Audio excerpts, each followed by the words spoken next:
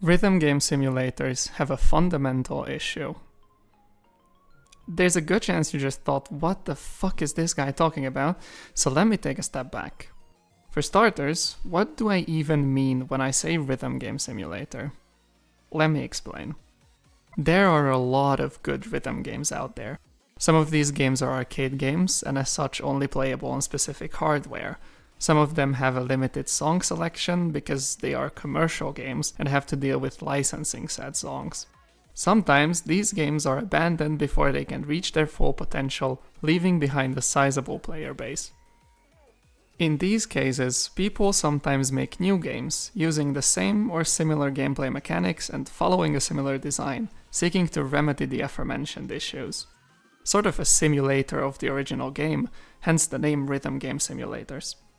They are very much their own, standalone games, but they are often trying to emulate the feeling of the original closely. These simulators are more often than not very community-centric, focusing on custom maps, leaderboards, social features, and sometimes even open source development. The two best examples of this would be Osu and Clone Hero. For Osu, its origin game, Osu Tatakae Ouendan, better known internationally as Elite Beat Agents, released in 2005 first, with a second game in 2007. Developer Dean Peppy Herbert liked the original game so much, he wanted to create a similar game that would be usable on PC as opposed to the DS-only original, and that users could generate practically endless content for. A similar thing happened with Clone Hero, where Sryline made the simulator based on the original Guitar Hero titles for much of the same reasons. That being said, the main focus of this video is going to be two different simulators, simply because I have much more experience with them than Clone Hero, and the problem in question is not really prevalent in Osu, but we'll get back to that later. Instead, I want to focus on USC, which stands for Unnamed SDVX Clone, and unsurprisingly aims to be similar to SDVX or Sound Voltex, and Citoid, which is made after the mobile game Citus. Both of these simulators, and I'm just gonna call them games from now since they've been established as clones of other games, are free to play, are made to play custom maps, and include some form of an online functionality, so everything mentioned before still tracks. So what is this issue I'm talking about? Put simply, it's the difficulty spread. If we take a look at the map store of either of these games, we will see the same thing. A significant portion of the maps is above the 3/4 line of the difficulty range. Only a relatively small number of maps are anywhere in the beginner range. The difficulty ranges from 1 to 20 in USC and 1 to 15 in Citoid, but in both of these games it is manually set by the mapper. As opposed to, for example, Osu, where the number is calculated by an algorithm, and as such it is objective. The manually set difficulty causes difficulty drift. An experienced mapper might make a difficulty 15 map, but due to their skill feel like it's a 12 and assign that number.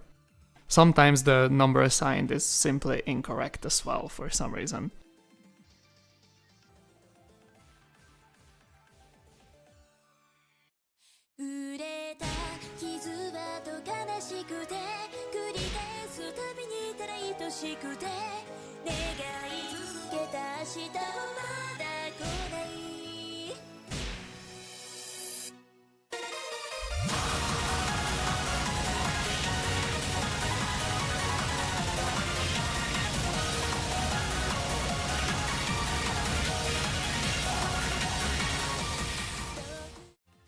This obviously makes entering the game as a new player fairly difficult.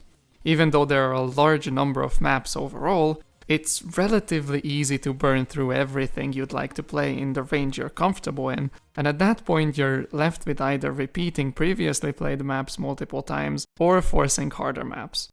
Neither of these are great for improvement in a highly skill-based genre such as rhythm games. So why is this? I think it mostly comes down to who plays these games. Since these games are so community focused, all the maps are also created by the players of these games, and people, of course, will make the kinds of maps they would like to play themselves. That, since most of the people who end up playing these games are here because they played and loved the originals these games are based on, and are probably very familiar with the rules and gameplay of them, ends up being on the harder end of the spectrum.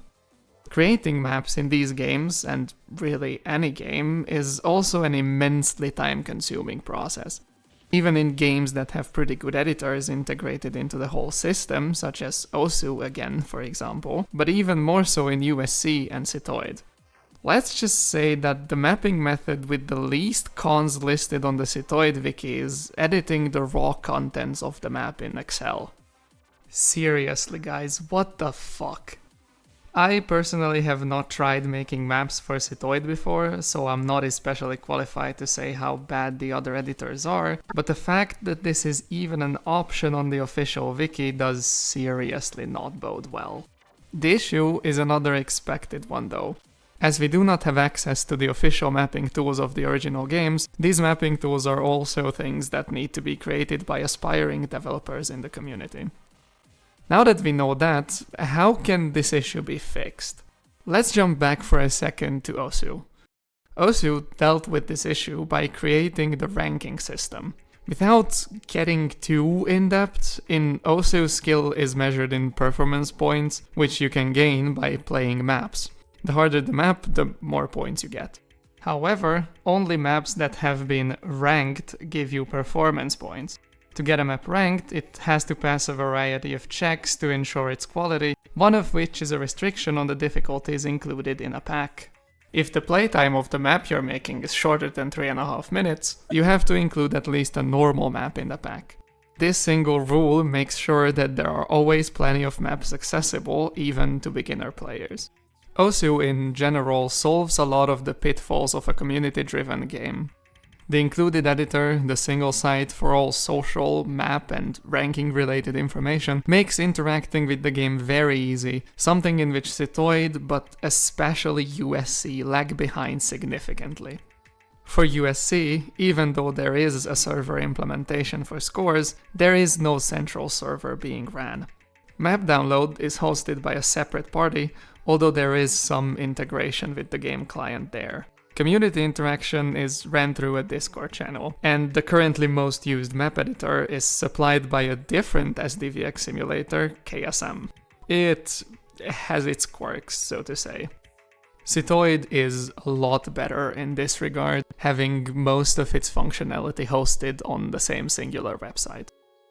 This fragmentation makes these games pretty inaccessible, especially to new users who may not know the original games. Solving this accessibility issue is ultimately everyone's goal, as the more people can enter a game, the more content there will be, and once the ball is rolling, huge active communities can very quickly form. I would not be surprised if, unless you are very deep in the rhythm game rabbit hole, you hadn't heard about these two games I discussed today. Despite the problems I talked about here, they are both great games and I think you should give them a try. I'll provide some links below if you want to check them out. That being said, this is very much a discussion type video. Am I overthinking this? Do you not agree with something I said? Do you agree and have some more insight to be considered? I encourage you to leave a comment with your thoughts. I'll definitely be reading them. See you in like another 2 years or something.